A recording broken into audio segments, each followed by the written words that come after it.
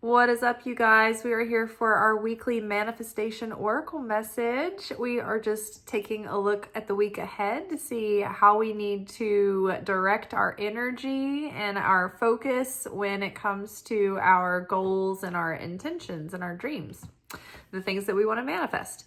So as I was shuffling, a card came out before I started recording, or it was just like sticking out. So I wanted to go ahead and draw it, and it's wait. Don't rush into action right now. Bide your time for better results. So that can mean, this is not surprising. This is a big vacation week, especially for people in the United States. It's a holiday, 4th of July. We'll see how relevant that holiday continues to be for this country. But for now, I guess it's all right. But don't want to go off into a rant. It's been a rough day. I've had a migraine, and there is big political news today that's just not great. So I don't want to go there, but just so you some context for my energy. So don't rush into action right now. Bide your time for better results. So yes, there's a lot of, people like traveling and celebrating. And so if you're trying to work on, say, like a business deal or send somebody a deal memo, this is part of my migraine, I stutter, a deal memo or a pitch or something, maybe now's not the time to make those moves, because this is the time where people are distracted. They are trying to tie up loose ends before they go on vacation. They're feeling not super motivated. Even if, like, for instance, I'm thinking about starting a second channel and rebranding under my name for like writing and things like that, and having this channel still, but having a second channel that's more distilled and focused into like specific topics and things. But if I were to launch that right now, I wouldn't have very good results, because this is not the time of year that people are like really watching a lot of YouTube videos. Like I've noticed in the summer, I usually have like a lower viewer count, which that's actually lately I've had more views than normal, but at the same time, it's like people are out and they're distracted. They are out doing outdoorsy things. They're not as prone to, say, I don't know, jump on big involvements and big commitments right now. So don't feel super rushed to, say, like, launch something. There's a reason why network television plans their season launches and premieres when they do. And so when you look at that kind of rhythm and you start to think about why that might be, it's because in the fall or the late summer, people are getting back into their domestic routines, but they're kind of like wild and free range and all over the place and daydreamy and not super motivated during the summer. They're kind of pulled in a lot of directions. So everybody's got their head in the clouds. So this is a time, though, that is the best to make sure that you have, like, everything is, you get your ducks in a row, right? If you're, like, say you're launching a company or you're starting a brand, you have extra time, or not extra time, but you don't feel rushed through the process of really honing in on the details of who your market or your audience is and what problem you're solving, and, structure, logistics, things like that. So this can be a great planning period, a great time to get everything ready. And then when it's the perfect time to launch, then that's when you press publish, right? Think about Genesis. When God created the earth, the physical earth, it wasn't physicalized at first. Everything was prepared. Everything was visualized and imagined and planned for and put into place, but it wasn't actually physicalized and revealed until Adam was brought forth and able to perceive and appreciate it and take it in. So the world was prepared and waiting in like a state of limbo or like a non-physicalized version until there was something to appreciate it, right? God waited to launch for the best, open rate, right? And there was one person there to see it all.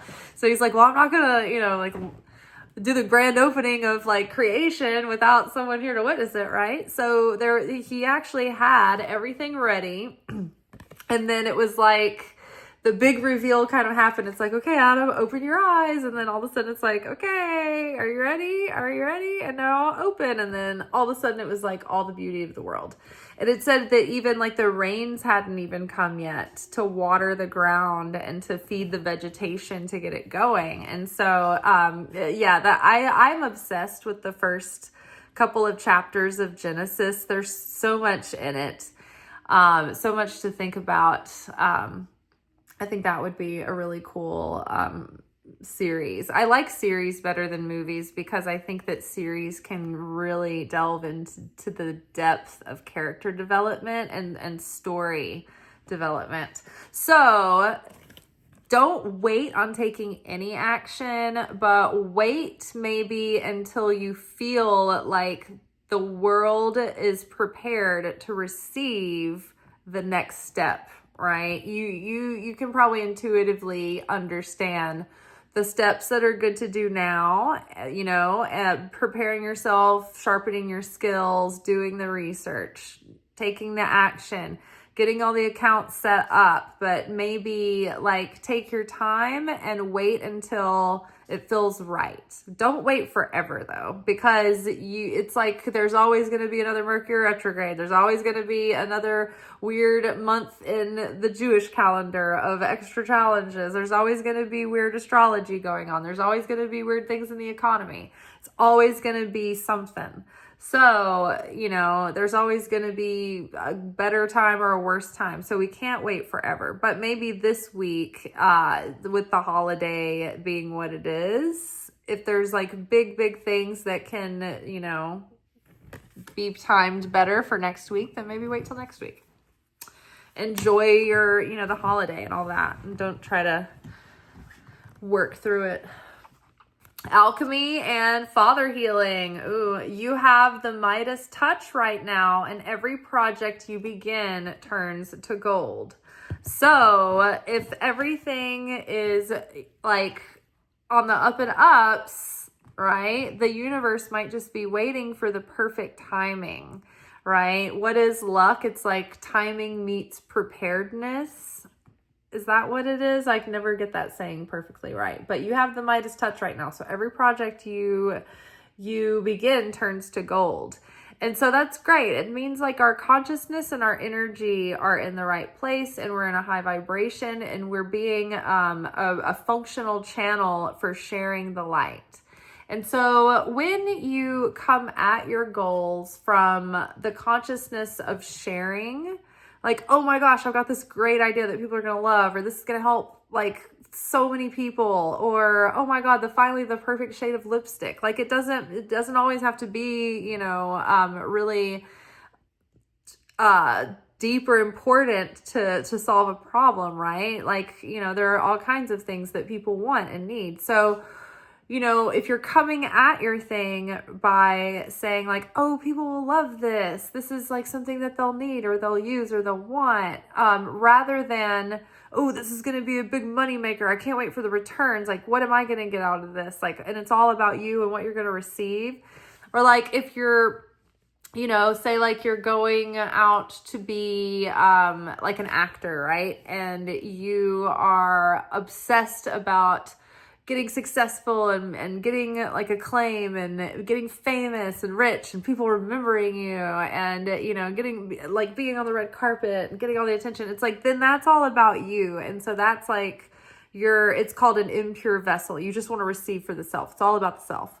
But say this, like the second person was an actor and they're like, man, I want to portray like important stories and tell the human story of the complexity and resilience of the human spirit to reach people, to change their views on the world and to open their hearts and to open their consciousness. And I want to be a vessel for people's stories to change the world and their perceptions.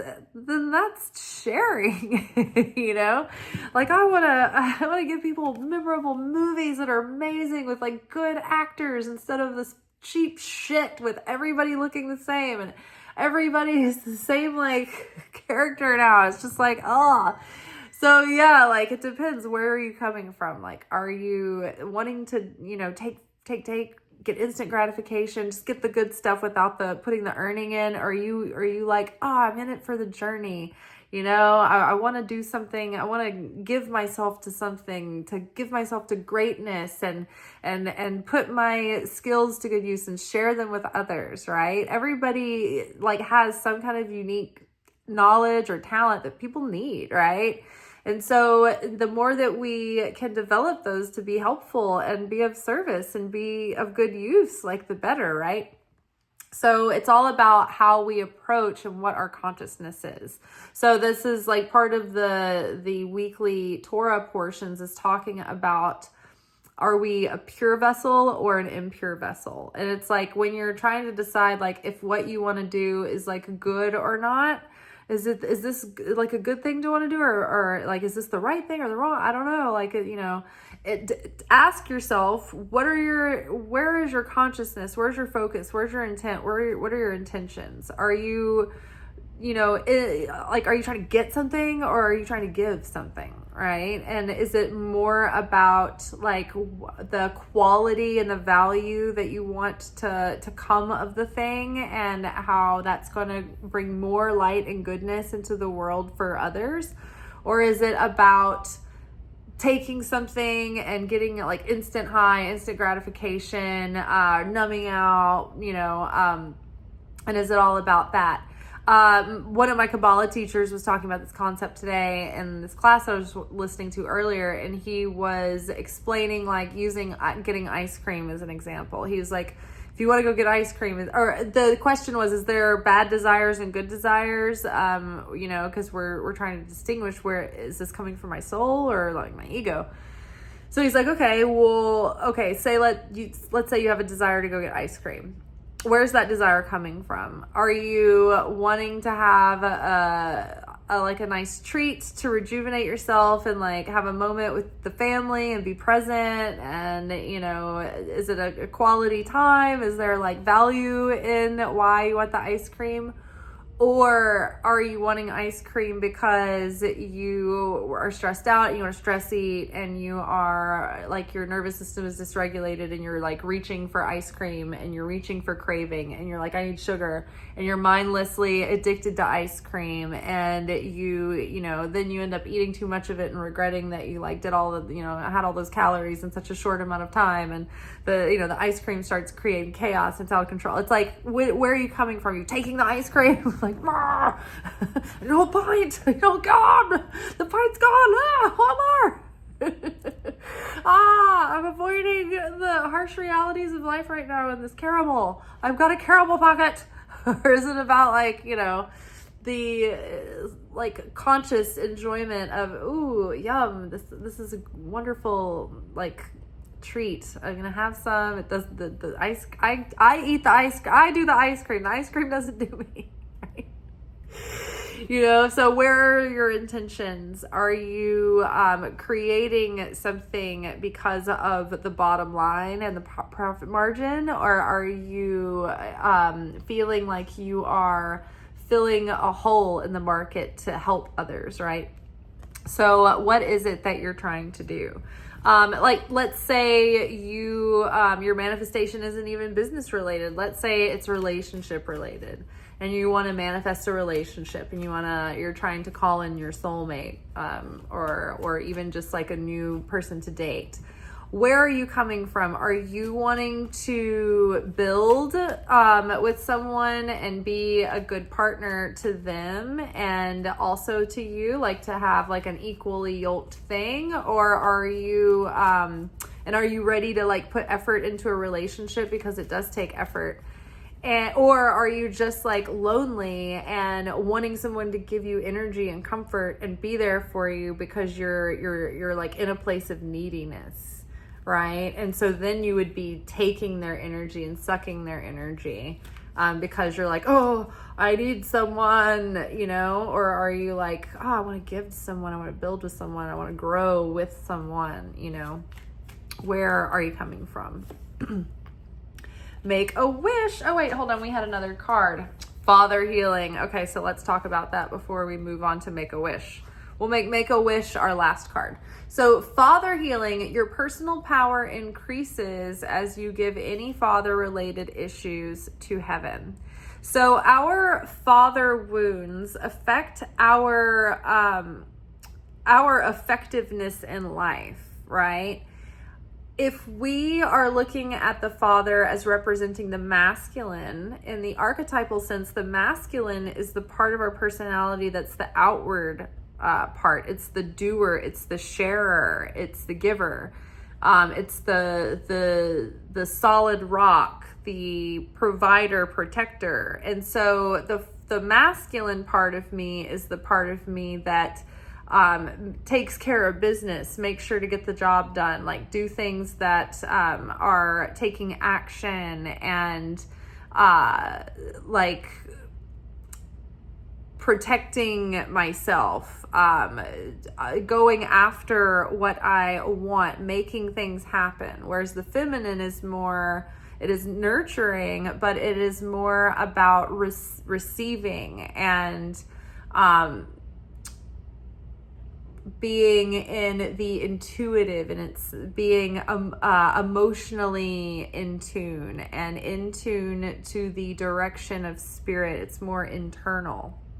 The feminine is about setting the tone of the house and the vibe and giving emotional nurturance, right, and support. So when the father issues come up, when the father wounds affect you, it's going to come up in your outer behavior, whereas the mother wounds affect your internal realm, the way that you feel about yourself and the way that you feel about life and things and those perceptions on an inward level. The father wound has an effect on how you behave, how you show up for life. Are you inconsistent? Are you consistent? Do you follow through on the things that you say you're going to do for yourself or, on behalf of yourself? Are you reliable? Are you responsible? Are you steadfast? Are you grounded? Can you get control of your emotions and be present and regulated and calm and comforting? Can you self-soothe, right? Can you take responsibility? Can you look out for the well-being and of others and yourself and be sharing, a giving, a doer, a builder, right? Are you consistent with your goals? Right? This is hard for me a lot of times. Treating myself the way that I would hope that someone would treat me. It's like I have to start myself doing that first. And part of it is really following through with things that are important to me, keeping promises to myself. When I say I'm going to do something, I need to do it and not go back on my word, right? So consistently showing up for your goals in a disciplined way that is reliable for yourself. And if you have father wounds, sometimes it's hard to be consistent. And so it can kind of show up in different ways. You can be easily distracted and like follow shiny objects. You can be like non-committal. You can be like evasive, avoidant. You can be sort of like never kind of get committed or devoted to something long term and really give yourself to it. So like you're always kind of like lost and experimenting and like looking for the next thing. So it's like flaky energy. It turns into this, it's like you're being an absent father to yourself in your life. So when we heal those father wounds, it's really like realizing those patterns and how we're continuing to sabotage ourselves through those. And as we go through the journey of forgiveness of our father, we're also in parallel looking at those patterns in ourselves and trying to heal and reparent that inner child that, you know, is having such an impact on our current waking present behavior and ability to show up. So it helps us to witness those patterns, and that way when we recognize them, we have more sovereignty over them. And then when we heal that inner child, there's like we get to the root of the ongoing cause of the behavior in the first place. So that's what helps heal and alleviate the patterns even beyond our outward will power and consciousness to break them. And then make a wish. After all this, it's like, wait for it. Okay, everything you touch turns to gold. Forgive your father and follow through. And then make a wish. This is a magical moment. Make a wish and enjoy its manifestation. So this card has come up a few times recently, and with the alchemy card. So with all of the change and transformation that we are going through right now, and like the really fast growth and up leveling, it takes us, like, we have to take a minute to think about how far we've come. But with all of that energy swirling and whirling around us, we are bound to start manifesting opportunities and becoming more magnetic.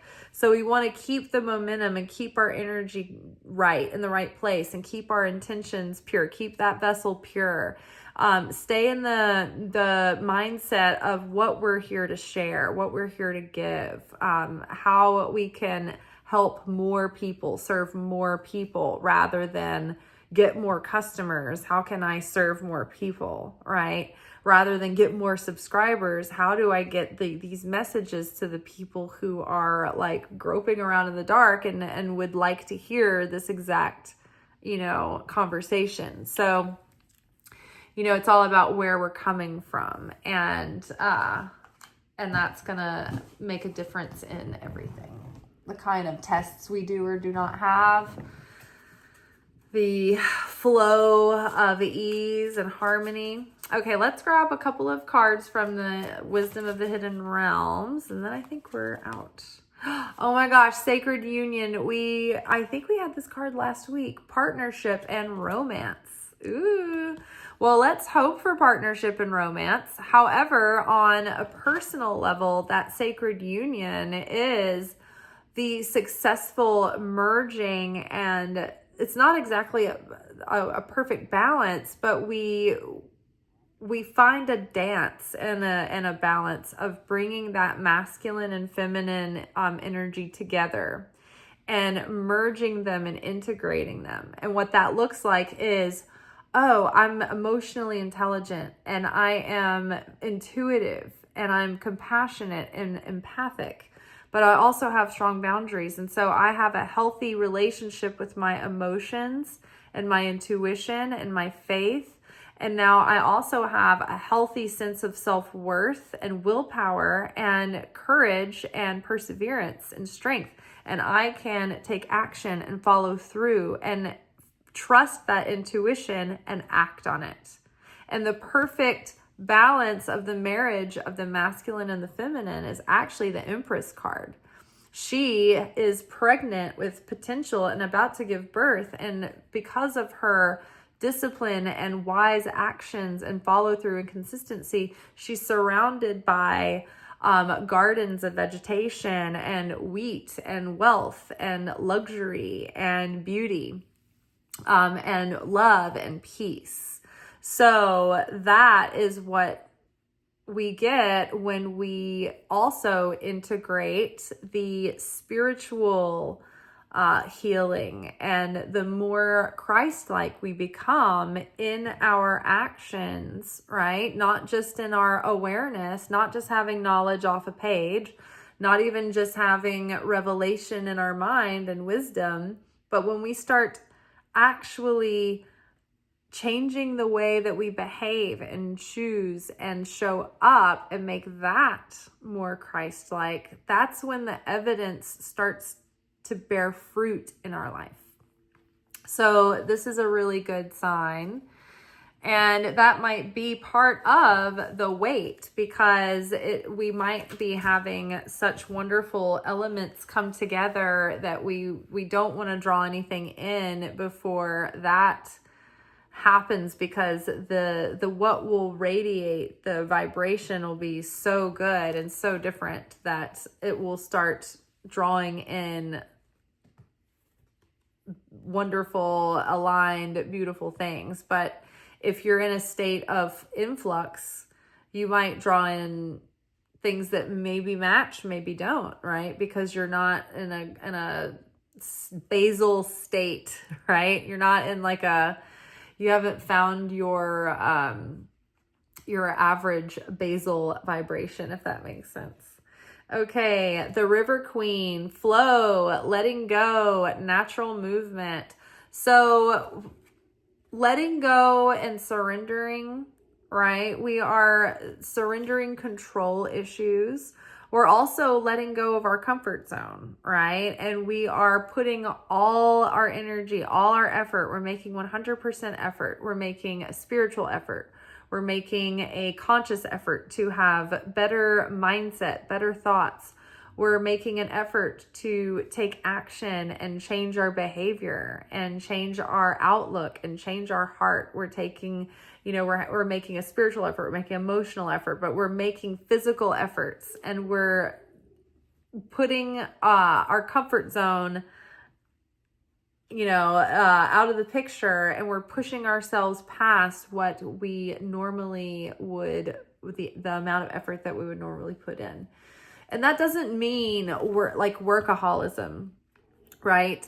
It might mean, sticking with a conversation, even though it's hard to have, but having that conversation. It can mean like doing the thing that's uncomfortable for you to do. It can mean just putting yourself out there if you're afraid, and you play it small and you're playing it safe, right? So that making an effort means getting out of yourself, getting over yourself, right? If you have a big hang up, then that's the invitation right there. Like, oh, I guess I got to face that fear, or, get over this thing, or whatever it is, right? So that's part of letting go. It's like making that maximum effort. So it's letting go of control issues, letting go of control, letting go of anxiety, like letting go of the needing of it. Like, okay, if it doesn't happen, then that's fine. I'll be fine, right? Letting go can also look like, if this thing that I'm trying to do never becomes successful, I'm still going to do it because I am living the dream on some level just by doing it, whether or not it is, at a certain income level or not, right? It's like my friend, he is a performer, and we were talking about it the other day. It's like he's still living his dream and going on tour and, being an artist, but it's just like he hasn't hit it big enough to like make money and make it profitable. So he still has to be a server. But it's so funny. It's like so many musicians where you'll go see their band play and they're a bartender somewhere when they go home, right? Because touring is expensive. And it's like musicians have to love what they do so much, because it is so much work, and it is so much time, and it is so many hours of driving on the road and setting up and hauling your equipment, getting it out, packing it up. It's a lot of work. And it is not profitable for many people for a very long time, if ever. And so if you do have a band that you love and you go see them, like really appreciate the fact that that they're actually showing up to play, because it might be at their own expense. The prison wave, self-sabotage, poverty consciousness. So yes, like part of the letting go might be pushing yourself out of the fear of poverty consciousness that's keeping you stuck and keeping you trapped. Like, for instance, this week I've had so many like financial tests, just things that like have all snowballed. Like, I've had so many things come up recently that are like $100, and that adds up so fast. And I'm like trying not to freak out about it, you know, and I know it's like these tests because it has to do with like tithing. Like, I've been trying to make an effort to tithe, but then I had like an unexpected like adult issue like thing. It's like dermatology, and it's like your insurance doesn't always cover it, and it's just like costly. So then that like came up, and then like there's like, you know, variety of things that were just like, oh, this was a cost that came up, and it was just like snowballing. And then like this week, like in addition to the tithing, trying to like make it a point to like tithe, which when you consistently take 10% out of your check, like, I mean, that's a significant chunk when you're not making a lot of money. But that's like, it's important to like still do it, especially in the face of the fact that it makes a big dent, because you're doing it on faith that like you're like, God entrusted you with these funds, and you like, we have to be the angels in the world that we're praying will come and help people, you know? And like, that's how that happens, is like, you know, through our gift, through our giving. So I've been trying to really make a discipline of that. And there were, also like somebody said that we should be saving 20%. And I'm like, that's like, I don't have anything left. I don't even make enough money at that point to live. So I've got to like work extra to like save and tithe on the 20% that I would have made before the extra, but I can't tip and save on that. So yeah, so it's just like, oh my God.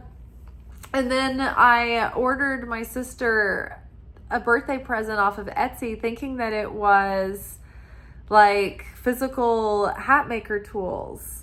And I thought I got her a nice set of hat making tools, but as it turns out, it was just like a 3D print thing about like, and I'm like, why was it so expensive? I don't have a 3D printer. Oh my gosh.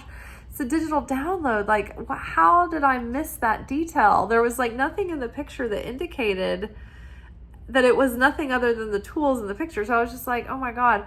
So sometimes digital downloads, they don't refund that. And so I sent a message, but I'm like, well, now I still have to get my sister that's like a tool set. That's like going to double the cost of where I'm already in. I'm like, trying not to, you know, I'm like, I'm consciously aware that I'm in a test right now, right? And it is playing on my poverty consciousness. And I have to like vote against becoming bent out of shape and anxious, because God knows that all of these things that have costed me money recently are either legitimate needs or I'm doing acts of sharing. And so this is the test attached to it. It's like in the face of when it feels tough, when it feels like a stretch, you know, having that faith to just do it anyway, and getting yourself out of that poverty consciousness. Because when we get into that scarcity, that's when a lot of times we make a panic decision, and that's when we self-sabotage. We either settle for less, or we make a careless mistake, or we get in a panic and we say something that we can't take back, or we, you know, do something that we can't like undo, or, you know, we make a fast purchase and it's not what we wanted, and then there's no refund, you know what I mean? So it's like scarcity consciousness usually ends up creating chaos for us in the end, you know? It's like when we get in a hurry and we get clumsy and we make a mistake. Haste makes waste. Well, so does scarcity. Scarcity actually attracts what you're trying to avoid. It's almost like a self-fulfilling prophecy. So we want to break out of that poverty consciousness and think about, because when we're in scarcity consciousness, that triggers the part of our ego that triggers those defense mechanisms, those survival mechanisms. And then once that's in operating mode, then we're in flesh consciousness, then we're in animal consciousness, then we're going on instinct and we're grasping and we're taking and we're in competition against others. And it's like, oh, I need this for myself. And if you have it, then I don't have it. And so when we get into scarcity consciousness, then we run the risk of falling into reactive behavior. And when we start getting into that reactive behavior, we're in the effect, not the cause. And then we cut ourselves off from our affinity from the light of the Creator, which means that we're not resonant with the light of the Creator and we're not in the flow, right? And so in order to be in that flow, we have to maintain that feeling of God is my provider and therefore I have everything, right? Everything that's mine is already in the vault. I just need to get the PIN number. Right? And the PIN number comes when we surrender, when we trust, when we relax, when we realize that God is the provider and not the vessel that we're looking at on the external, right? So there's plenty to go around. Good things are happening. Good things are coming. This is a perfect time to realize that you have the Midas touch, but don't rush any action or decision, because we did have the wait card. So, and then in the meantime, start working on, healing the results of those father wounds, right? The side effects that come later, right? That father wound maybe left you with a limp that causes you to be inconsistent with your goals and non-committal to yourself. And that makes you attract companies that are non-committal, jobs that don't appreciate you or treat you the way that you deserve, and romantic partners that don't realize your worth and don't treat you the way that you deserve. And so you have to want more for yourself. And those are the times where you're tested. And you either stay in that situation and you allow that, or you rise out of that situation and you either communicate your needs and expect more for yourself, or you take action to create something that is in alignment with what you deserve and what's right for you.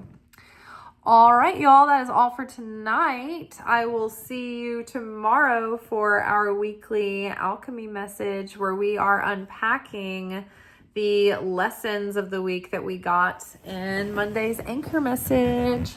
And until then, may peace be with you. Ciao.